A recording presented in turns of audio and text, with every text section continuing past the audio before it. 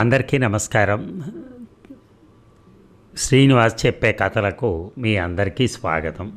ఇప్పుడు మనం వినబోయే హాస్య కథ 1/11 రచన గంగాధర్ వడ్లమన్నాటి గారు. మరి కథలోకి వెళ్దామా? నిజం చెప్పండి, నన్ను ఏమార్చి మీరు ఏ పరాయి స్త్రీతోనో అక్రమ సంబంధం పెట్టుకుని నాకు అన్యాయం చేయట్లేదు కదా అని అడిగింది జగదాంబ కళ్ళు పెద్దవి చేసి తన భర్త వంక చూస్తూ.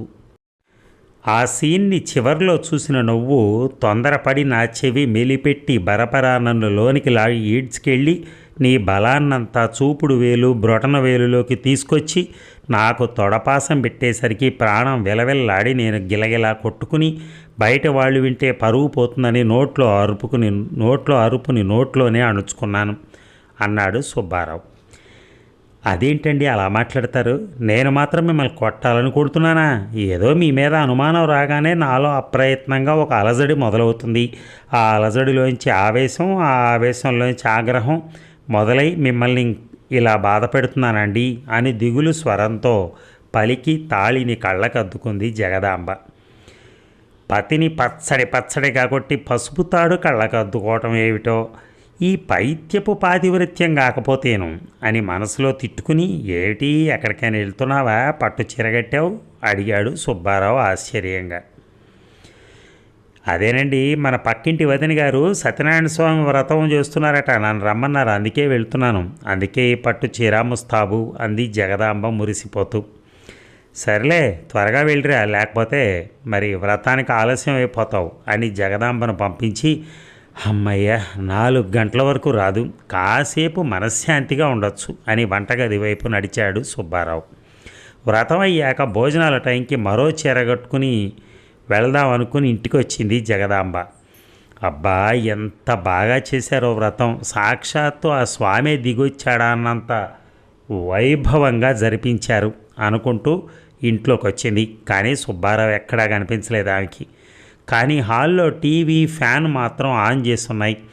ఎక్కడికి వెళ్ళాడినా అని మనసులో అనుకుని ఏమండే అని పిలుద్దామని అనుకున్నదల్లా ఎందుకో ఆ పిలుపును పీకలోనే నొక్కేసి వంటింటి నుంచి వినిపిస్తున్న మాటలను అనుసరించి ఆ వైపు పిల్లిలా అడుగులో అడుగు వేస్తూ నడవసాగింది.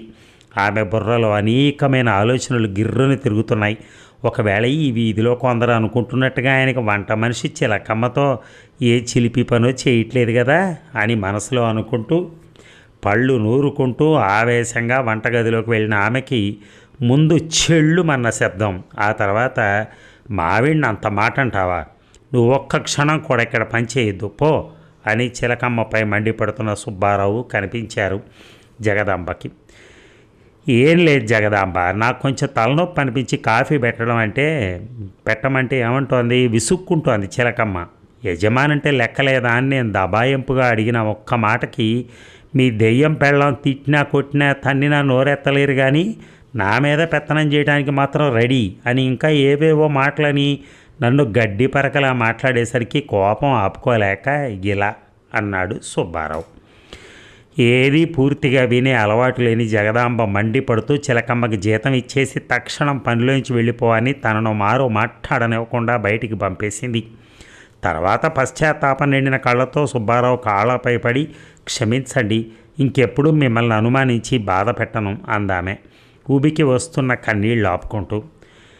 పోనీలే, ఇన్నాళ్ళకి నీలో మార్పు వచ్చింది, అదే చాలు అని తన భుజాల పట్టుకుని పైకి లేపి ఆప్యాయంగా హృదయానికి హత్తుకున్నాడు. ఆ మరుసటి రోజు ఉదయం ఆఫీస్కి వెళ్తున్న సుబ్బారావుని పొరుగు ఫ్రెండ్ ప్రసాదరావు, ఏది ఏమైనా మీరు గ్రేట్ అండి సుబ్బారావు గారు, నిజంగా భర్త అనే పదానికి మీరే నిర్వచనం అన్నాడు అతను. సుబ్బారావు క్వశ్చన్ మార్క్ ఫేస్ పెట్టాడు, ఏం అర్థం కానట్టు. అలా అర్థం కానట్టు చూస్తారేమిటి సుబ్బారావు గారు, నిన్న మీ వంట మనిషి మీ ఆవిడ గురించి ఒక్క మాట నోరు జారినందుకే మీరు ఆమె చెంప చెళ్ళుమనిపించి మరీ బుద్ధి చెప్పారటగా, అందుకే ఈ ప్రశంసలు అన్నాడు ప్రసాదరావు నవ్వుతూ. ఓహ్ అదే, అసలు జరిగింది ఏమిటంటే మా వంట మనిషికి చిలకమ్మకి నాకు మధ్య ఎఫ్ఐఆర్ నీకు తెలుసు కదా, ఆ సంగతి మా ఆవిడకి చెప్పేస్తానని నన్ను బ్లాక్మెయిల్ చేస్తూ నా దగ్గర తెగ డబ్బు గుంజేస్తుంది. అందుకే నిన్న మా ఆవిడ వంటగది వైపు వస్తున్నట్టుగా తన పట్టీల శబ్దం వల్ల తెలిసిపోయి కంగారు పడుతూ ఉండగా సడన్గా నా బుర్రలో మెరిసినటువంటి ఆలోచన అది. పరుసూరి బ్రదర్స్ లెవెల్లో ఒక కథ అల్లి చెప్పేశాను. అలాగే ఆ కట్టుకథకు మరింత బలం చేకూరాలని ఆ కథకు ముందు చిలకమ్మ చెంప పగలగొట్టాను. మా ఆవిడ సంగతి నీకు తెలుసు కదా, మహా తొందరపాటు. మా వంట మనిషి ఏం చెప్పేది వినకుండా బయటికి గెంటి పారేసింది. దాంతో మా ఆవిడ అనుమానం జబ్బు, మా పని మనిషి బ్లాక్మెయిలింగు, ఈ పీడ లాంటివన్నీ ఒకేసారి వదిలిపోయాయి. ఇక మా ఆవిడ నన్ను చచ్చినా అనుమానించదు. కాబట్టి ఇంకా నా లైఫ్ను నేను ఇష్టం వచ్చినట్టు ఎంజాయ్ చేయొచ్చు అంటూ 32 పళ్ళు బయటపెట్టి మరీ నవ్వాడు సుబ్బారావు. కానీ ఇదంతా విన్న ప్రసాదరావు మాత్రం నెత్తిన తాటికే పడ్డట్టు షాక్ అయ్యాడు. ఏంటి ప్రసాదరావు గారు, ఈ ట్విస్ట్కే అంతలా షాక్ అవ్వాలా అడిగాడు సుబ్బారావు వ్యంగ్యంగా. నేను షాక్ అయ్యింది మీ ట్విస్ట్కు మాత్రమే కాదు, తమరు మర్చిపోయిన మీ లంచ్ బాక్స్ని మీకు ఇద్దామని తీసుకొచ్చిన మీ ఆవిడ మీ మాటలు విని వీరావేశంతో ఊగిపోవటం చూసి కూడా అని ప్రసాదరావు అనటంతో జీవశ్చవన్లా బిగుసుకుపోవటం సుబ్బారావు వంతైంది. అదండి, మనం ఏం తప్పు చేసినా ఎక్కడో చోట మనం బయటపడుతూనే ఉంటాం. అలాగే జరుగుతూ ఉంటుంది. అందుకనే ఆడవాళ్ళ పట్ల చాలా జాగ్రత్తగా ఉండాలి కదా. అలాగే వంట మనుషుల పట్ల కూడా ఈ కథను బట్టి అర్థం అవుతుంది మనకి. Thank you.